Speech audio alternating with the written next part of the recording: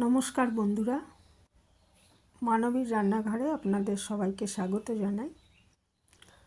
আমার আজকের রেসিপি ট্যাংরা মাছের ঝোল, বেগুন আর আলু দিয়ে আর পেঁয়াজকলি দিয়ে। এই সময় ভালো পেঁয়াজকলি পাওয়া যাচ্ছে।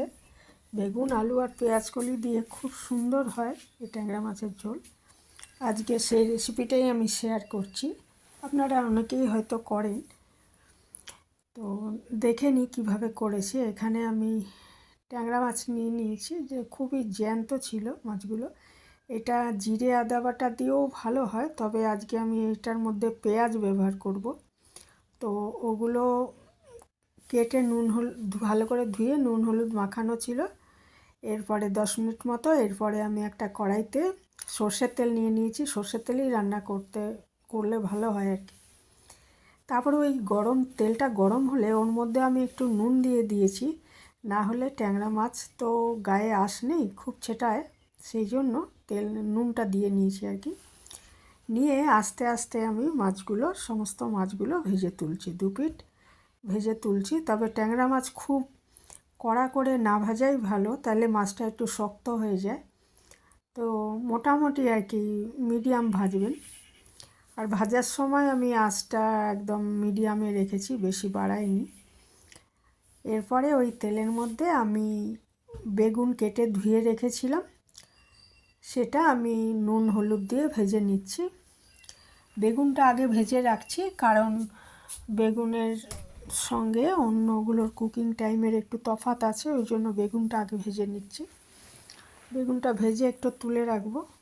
তারপরে ওটার মধ্যে আমি ওই কড়াইটার মধ্যে সামান্য একটু তেল, আবার 1 চামচ মতো তেল দিয়ে আমি আলুটা আগে দিয়েছি।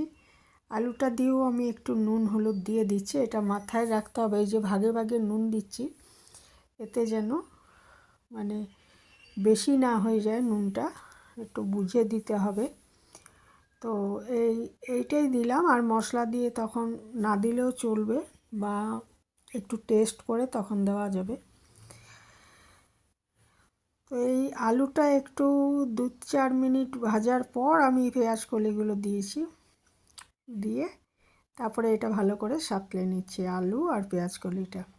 পেঁয়াজকলি দিলে মানে অন্য সময় তো পেঁয়াজকলি পাওয়া যায় না, সেই সময় রান্নাটা করা যায়, কিন্তু এই সময় পেঁয়াজকলি দিলে স্বাদটা অনেক বেশি ভালো হয়। আর এখানে আমি 3টে পেঁয়াজ আর 2-4 কোয়া রসুন, বেশি দেবো না, মাছটা যেহেতু টাটকা ছিল, মানে একদমই আর কি জ্যান্ত মাছ, বেশি রসুন দেব না, গন্ধটা মানে বেশি উগ্র লাগবে।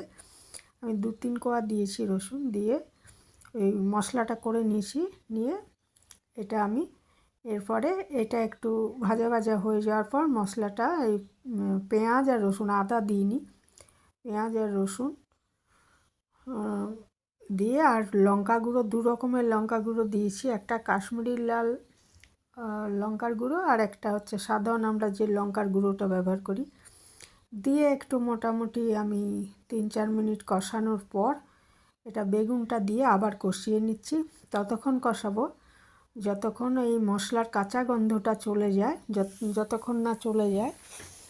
আর দেখলেও বোঝা যাবে যে একটু তেল ছেড়ে আসছে, ওই সময়টায় বুঝতে হবে যে হ্যাঁ মশলাটা হয়ে গেছে।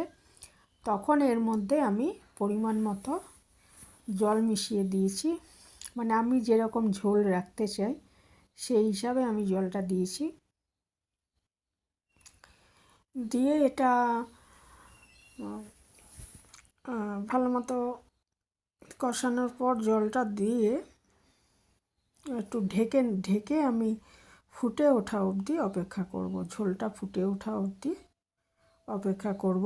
মানে এই জলটা সবে দিলাম, তো এই সময় আমি মাছগুলো দেব না, একটু ঢাকা দিয়ে। আর সবজি তো সাধারণত অর্ধেকের বেশি সেদ্ধ হয়ে গেলে মাছ দেওয়া হয়, কিন্তু এখানে সে ব্যাপার নেই, সবজি অলরেডি সেদ্ধ হয়ে গেছে, বেগুন তো আগেই হয়েছে, আর আলু আর পেঁয়াজকলিও সেদ্ধ হয়েই গেছে, কাজে আমার সেই নেই। আমি ঢাকা দিয়ে একটু ঝোলটা ফুটে উঠলেই এখানে ভাজা মাছগুলো দিয়ে আমি প্রায় মিনিট 8 ফুটিয়ে নিচ্ছি, কারণ মাছগুলো সেদ্ধ হতে হবে, মাছগুলো তো খুব কড়া করে ভাজা হয়নি, মিডিয়াম ভাজা হয়েছে। তো মাছটা সেদ্ধ হতে হবে, ওই জন্য 8 থেকে 10 মিনিট এটা ফুটিয়ে নিলেই মাছটা রেডি হয়ে যাবে।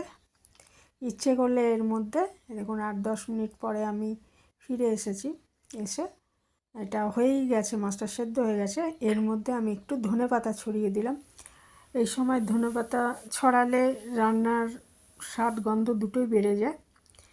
তো ভীষণই ভালো হয় খেতে এইভাবে করলে শীতকালে। যারা করেন তারা তো জানেনই, যারা করেন না একবার করে দেখতে পারেন। এই ছিল আমার আজকে একটা সহজ রেসিপি। তো আজ এখানেই শেষ করলাম। ভালো থাকবেন সবাই।